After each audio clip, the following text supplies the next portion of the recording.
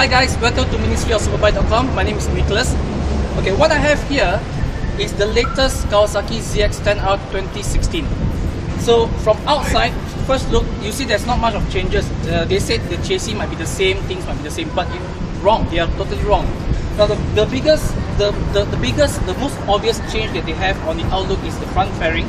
They have further improved the windscreen is more stable now, and the biggest improvement that I like the most is the tail lamp, because the one they have it on the old Kawasaki ZX-10R was ugly. It was squarish, it was very ugly. The new one is more shapy, it's more pointy, so it looks very cool. Ever since Yamaha came out with R1, the world has been buzzing around saying that they have the best bike right now. But late 2015, Kawasaki launched this bike. So this bike basically is derived from the input from Tom Sykes, Kawasaki racing team in WSBK, the World Champ 2030. So most of the bikes was designed based on his input.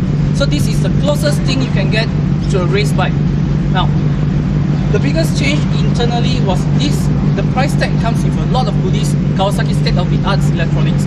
First of all, it comes with a Kawasaki traction control, it has engine braking, it has launch control, it has quick shifter, it has intelligent brake, it has ABS, and also it comes with a Bosch 5-axis IMU. And last but not least, it comes with a slipper clutch. So, and in terms of the engine placement, it's a bit higher right now, and we move forward to provide more agility to the rider. And also, the steering has been moved closer to the rider by 7.5 mm. As for the suspension system, Kawasaki throw in a 43 mm Showa BFF, which is exactly the same suspension used by the WSBK team. And the seat right now is positioned slightly higher, so it gives more control to the rider. Now, this is basically the whole new package that Kawasaki provides, and the cost of this machine on the road for Malaysia, net price is 99,000. So if you can get one of these, there's nothing much you need to do to modify it to become, it is already a launch missile. You just need to change to a slip-on, and maybe improve the brake, because it comes with also a Brembo brake system. So this is absolutely awesome. 3 weeks ago, we tested this bike in Sepang by our test rider Eric Chan, and his feedback was absolutely marvelous. It was great. It was a great bike. And today, we are going to test this on the road. We put this bike on the road for a test, and the test rider will be Vaughn Paterson, the former New Zealand endurance champion.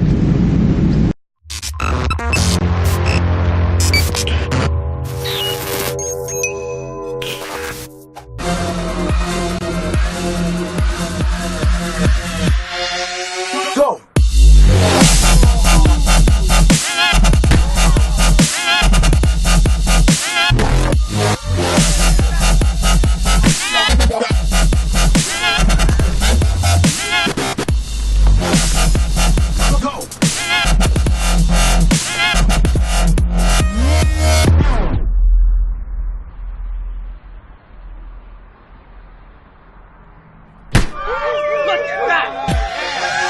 Go!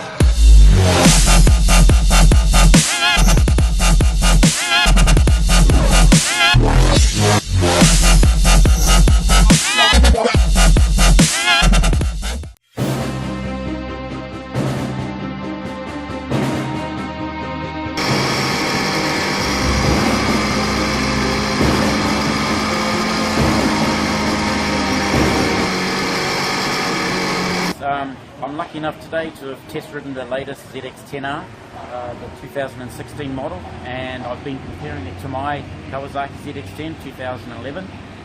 My bike's more kind of set up for the track, but it's been a really good comparison for us to see the improvements that they've made at Kawasaki.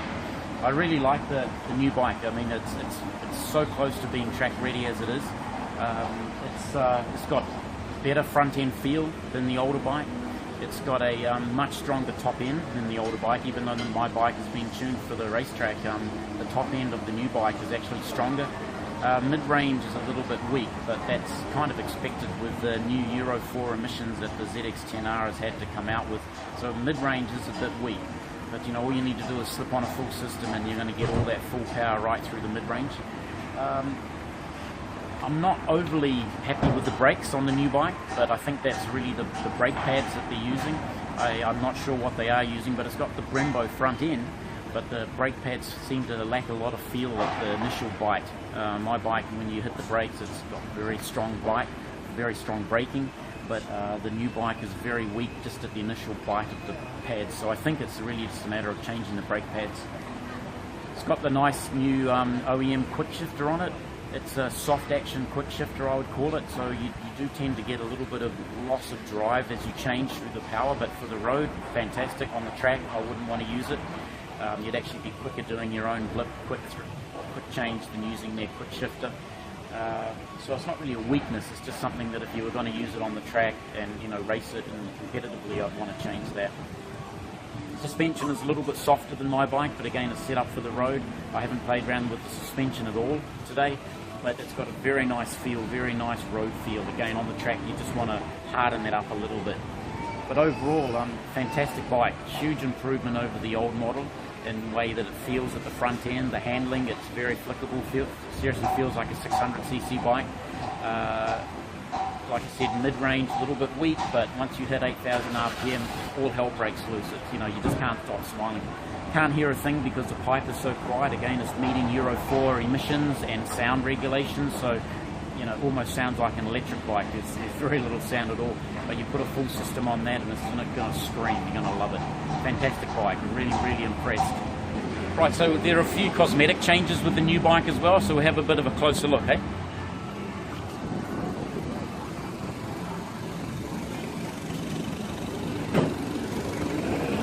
So you've got a larger screen area, so it creates a lot better wind resistance. Also, on the old bike, the screen would flap around quite a bit in the wind. Once you got above about 140 k's, the screen would start flapping at a very high speed. It would go crazy.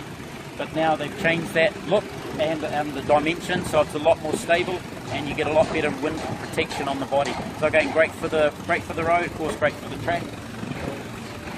You've got a little bit of a change in the front end on the lip here, a little bit more rounded look, a lot sharper on the older bike. This really comes down to personal preference, but if you were to put the bikes next to each other as we have and look from a distance, the silhouette's very, very similar. The tail end has changed. I like the new tail end on the new bike. It's a lot sleeker, but the seating position, the padding on the seat, very, very similar when you're on these bikes and when you're riding them. The ergonomics are very, very close. The only difference you really feel is that much lighter to steer front end, and you get a lot more feel through the front end. So really the look on the bike comes down to personal preference. Screen, same. You have more features on the new bike with the extra traction control settings. You've got launch control settings, you've got engine brake settings, and quite easy to toggle through the controls once you've had a play and get those changing. You can change traction control on the go. Of course, you've got the Olin steering damper, comes standard on the bike. Otherwise, like I said, the ergonomics and the layout of the bike are very, very similar to the old bike. One final thing to show you on the new ZX-10R is the front end suspension, the new Showa BFF balance-free forks. You've got a separate outside cylinder here to help with the less cavitation of the oil in the forks. It makes a huge difference to the front end compared to the old big piston forks on the previous model ZX-10. So again, the front end on these, really just with a spring change and maybe some fluid change, you've got a front end that would be great for just about anyone on the track. The only time you would need to maybe go to an aftermarket front end would be if you're top of the class in MSS or doing registered superbike racing or something like that. Fantastic new front end on these, winning all the comparison reviews overseas in relation to all the other bikes.